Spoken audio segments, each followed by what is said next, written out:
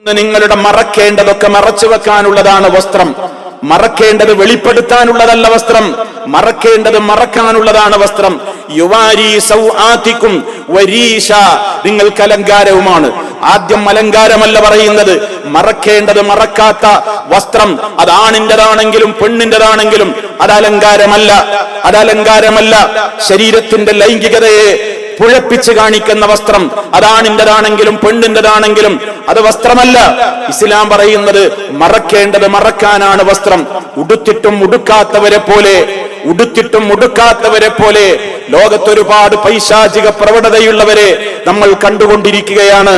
വസ്ത്രം ധരിക്കുന്ന വേളയിലും പുറമേക്ക് കാണുന്ന വസ്ത്രത്തെക്കാളപ്പുറം ആ വസ്ത്രം കൊണ്ട് മറച്ചു വെച്ചിട്ടുള്ള തന്റെ ഹൃദയം, വസ്ത്രമുണ്ടെങ്കിലും ഇല്ലെങ്കിലും ഒരാൾക്കും നോക്കിക്കാണാനാവാത്ത തന്റെ കൽബ്, ആ കൽബിന്റെ അകത്ത് കുടിക്കൊള്ളേണ്ടുന്നൊരു മഹത്തായ സംസ്കാരമുണ്ട്.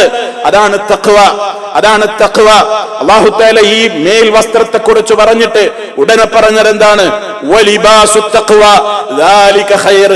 തഖ്വയുടെ വസ്ത്രം അതില്ലാത്തവന്റെ വസ്ത്രം കൊണ്ട് പ്രയോജനമില്ല. തഖ്വയുടെ വസ്ത്രം അതാണ് ഉത്തമം.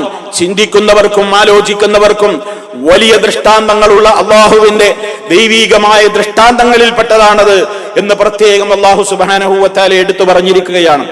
ആയിരക്കണക്കിന് പതിനായിരക്കണക്കിന് ദിർഹമുകൾ വലിച്ചെറിഞ്ഞു കൊടുത്ത് ഷോപ്പിൽ നിന്ന് കീറിപ്പറിഞ്ഞ ജീൻസ് ധരിക്കുന്ന ആണുങ്ങളെയും പെണ്ണുങ്ങളെയും നമുക്കൊന്ന് കാണാൻ സാധിക്കും. കീറിപ്പറിഞ്ഞ ജീൻസിന് എന്താണ് വില? അതാണ് ആണുങ്ങളും പെണ്ണുങ്ങളും ധരിക്കുന്നത്. അവരുടെ മേനിയിലെ നഗ്നത വെളിവാക്കുവാൻ വസ്ത്രം കാശ് കൊടുത്ത് മേടിക്കുന്നത്. ആദിമ മനുഷ്യന്മാര് വരെ കാട്ടിൽ ഇലകൾ കൊണ്ട് വസ്ത്രം മറച്ചത് മറക്കേണ്ടത് മറക്കാനാണെങ്കിൽ അധുനാധുന യുഗത്തിൽ ജീവിക്കുന്ന ചിന്താശേഷിയുള്ള ബുദ്ധിശാലിയായ മനുഷ്യൻ എന്ന് പറയുന്നവൻ പതിനായിരങ്ങൾ കൊടുത്തുകൊണ്ട് വസ്ത്രം വാങ്ങിയിട്ട് മറക്കേണ്ടത് വെളിപ്പെടുത്തുന്നു.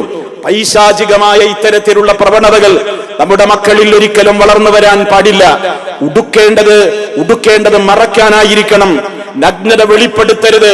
വലിയ വിലയുള്ള വസ്ത്രം ധരിക്കുന്നു, എന്നിട്ടും ശരീരത്തിന്റെ ഭാഗങ്ങളൊക്കെ മുഴപ്പിച്ചും പെരുപ്പിച്ചും പർവ്വതീകരിച്ചും കാണിച്ചുകൊണ്ടിരിക്കുന്ന ആ രൂപത്തിലുള്ള വസ്ത്രധാരണ ശൈലികൾ സമൂഹത്തിൽ നമ്മുടെ ഉമ്മമാരിൽ, നമ്മുടെ പെങ്ങന്മാരിൽ, നമ്മുടെ സഹോദരിമാരിൽ, നമ്മുടെ പെൺമക്കളിൽ അത് കാണുന്നുവെങ്കിൽ മുളയിലെ നുള്ളിക്കളയാനുള്ള ബാധ്യത നമുക്കുണ്ട്. ഞാൻ ജുമുഅക്ക് പങ്കെടുക്കുന്നുണ്ട്, ഞാൻ ജമാഅത്തിന് പങ്കെടുക്കുന്നുണ്ട്, എനിക്ക് ഇസ്ലാം അറിയാം, എന്റെ വീട്ടിലെ ആളുകൾ എങ്ങനെയും നടന്നോട്ടെ എന്നാണെങ്കിൽ കുല്ലുക്കും റായിൻ വകുല്ലുക്കും മസ്ഊലുൻ അൻ റഇയതിഹി, അതിനു വേണ്ടി ചെലവഴിച്ച ഓരോ ദിർഹമുകളുടെ ഓരോ ഫിൽസും പരലോക കോടതിയിൽ കണക്ക് ബോധിപ്പിക്കേണ്ടി വരുമെന്ന് ഓരോരുത്തരും മനസ്സിലാക്കുക.